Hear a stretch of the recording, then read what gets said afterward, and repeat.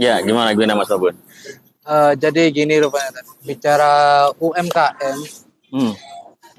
bicara UMKM itu sangat universal sekali bagi saya. Karena kenapa?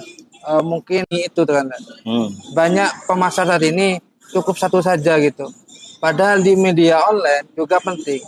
Hmm. Nah, kasus seperti ini pendapatnya sampean bagaimana? Maksudnya antara pelaku UMKM dengan tantangan online ya. Ah, Ya. Jadi gini Mas Babun ya. UMKM di Indonesia itu tulang punggungnya negara. Jadi hampir lebih dari 80%, menyentuh angka 80% itu perekonomian negara ini ditopang oleh UMKM. Sehingga piramida ekonomi kita itu hampir 70-80% ditopang oleh UMKM. Sisanya itu mereka yang punya aset atau omset di atas 50 miliar, 100 miliar. Itu hanya 5-10% saja. Sehingga memang peran negara di sini sangat penting. Di negara ini kan ada pilar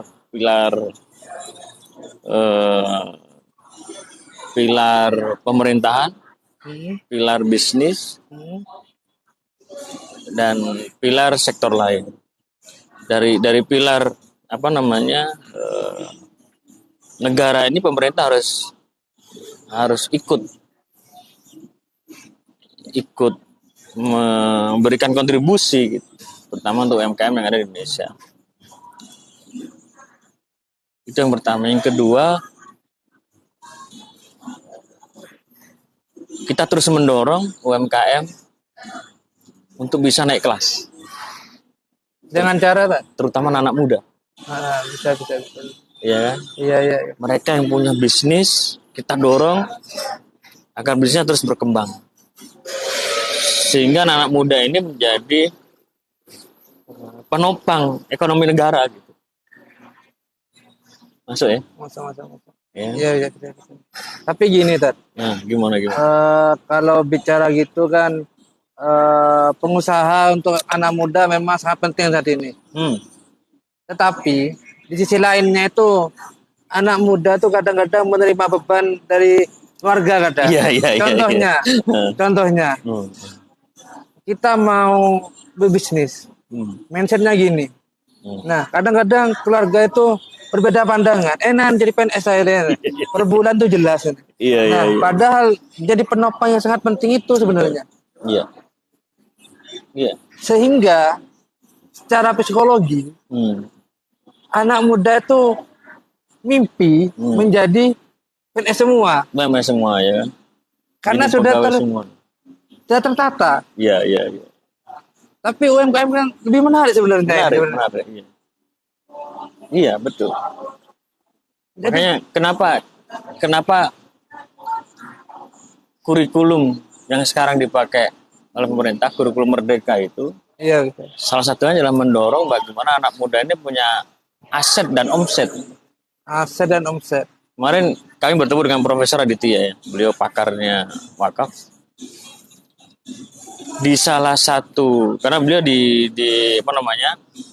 prodi ekonomi bisnis ya di UNER. Kalau mahasiswa mendapatkan nilai A, dia harus punya proyek dan bisa menghasilkan minimal 15 juta sampai 25 juta.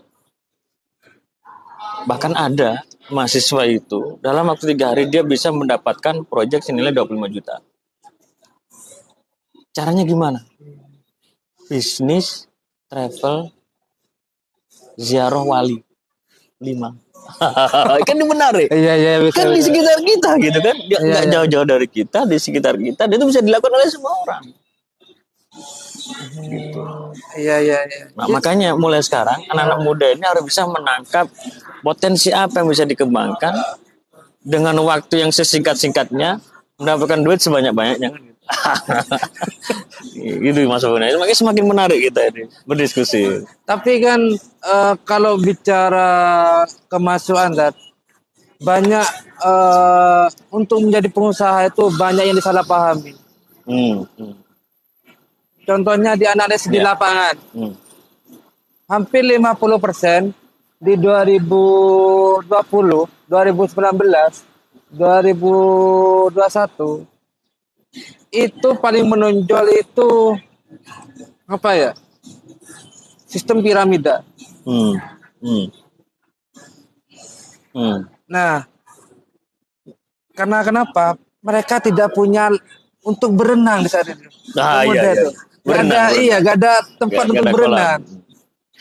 Akhirnya mereka ditampung dan menjadi doktrinasi yang sangat buruk menurut saya. Iya, betul. Padahal ini lebih baik gitu. Nah, pertanyaannya kan memang simpel sih. Mungkin ada program untuk kami lah bagi anak muda, tempat berenang. Iya, tempat berenang. Iya, sebenarnya banyak ya kita bisa mengakses melalui swasta, BUMN, proyek nasional yang itu mendorong anak-anak muda untuk bisa berbisnis. Intinya bisnis itu mulai saja dulu. Apapun itu bentuknya, mulai aja dulu. Nah, untuk memulai ini perlu effort. Ya kan, perlu effort. Nah, salah satunya ini Mas. Ini ada di depan saya ini ada kopi Robusta Saga ini.